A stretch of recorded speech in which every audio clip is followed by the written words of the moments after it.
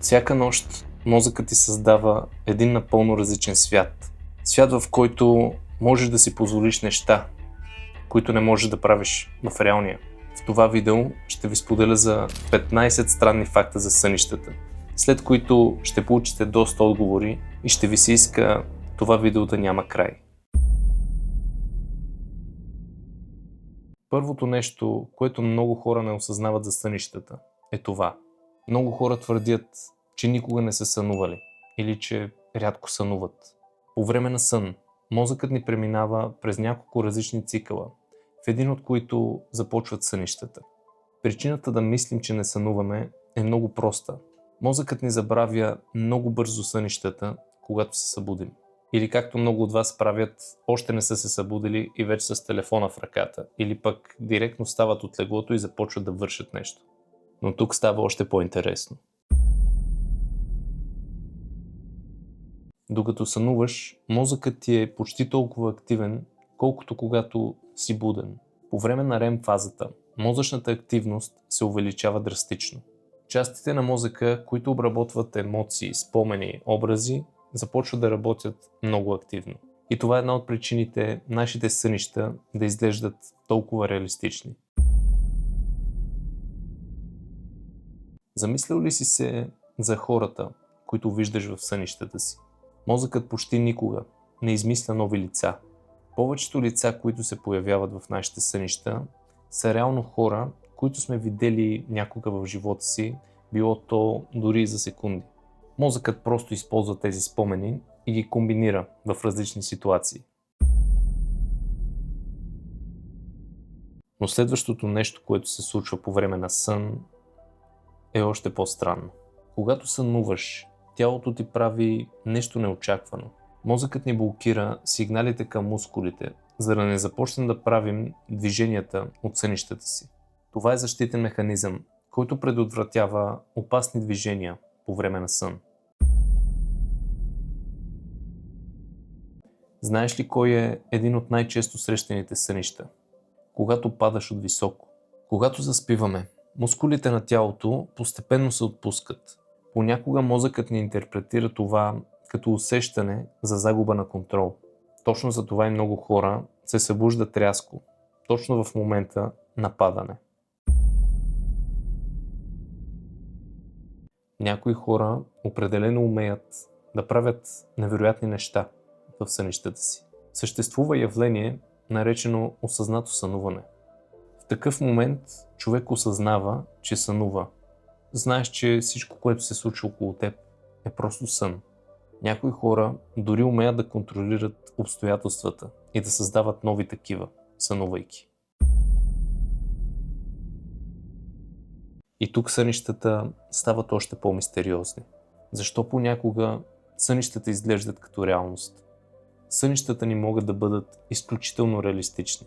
Това се случва, защото мозъкът ни активира областите, които работят и при реалните преживявания.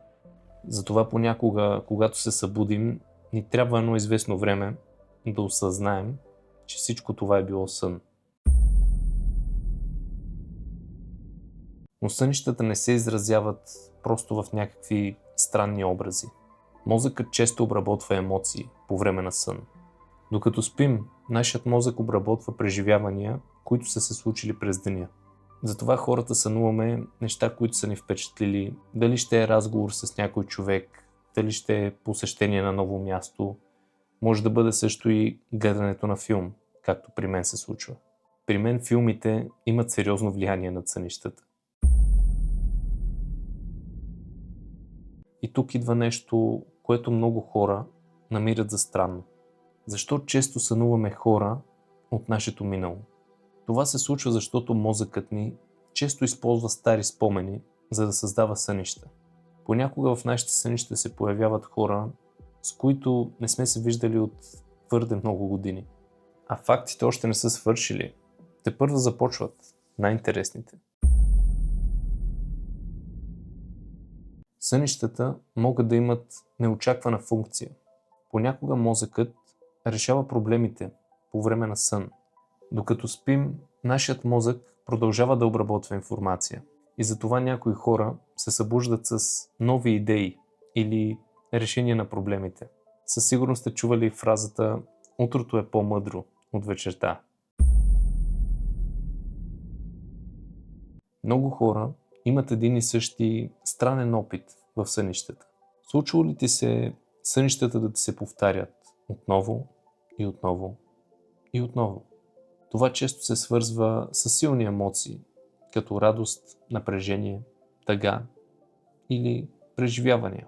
Повтарящите се сънища могат да се случват с години наред. Колко сънища сънуваме за една нощ? Толкова са много, че можем да бъдем конкуренция на сериала "Дързост и красота". Повечето хора сънуват много и най-различни сънища всяка нощ. Сънят преминава през няколко различни фази и във всяка една фаза може да сънуваме доста често. Повечето сънища в крайна сметка не достигат до нашата съзнателна памет. Сега ще ви разкрия още една мистерия. Понякога сънищата ни изглеждат много по-дълги, отколкото всъщност са. Повечето сънища реално продължават около няколко минути. Обяснението за това е, че мозъкът компресира адски много информация за кратък период от време. Затова нашите сънища могат да изглеждат като цял един сериал. И ето още един странен аспект на сънищата. Много от нашите сънища са смесица от различни спомени. Мозъкът комбинира преживявания, емоции и образи. Затова често виждаме познати за нас места, но в различен контекст. И тук идва най-голямата мистерия. Това е труден въпрос, но бих се радвал да ми отговорите в коментарите. Защо сънуваме? Съществуват наистина много различни теории, но окончателен отговор няма. И точно това прави сънищата едно от най-интересните явления на нашия мозък. Всяка нощ мозъкът ти създава един свят, който изглежда напълно реален.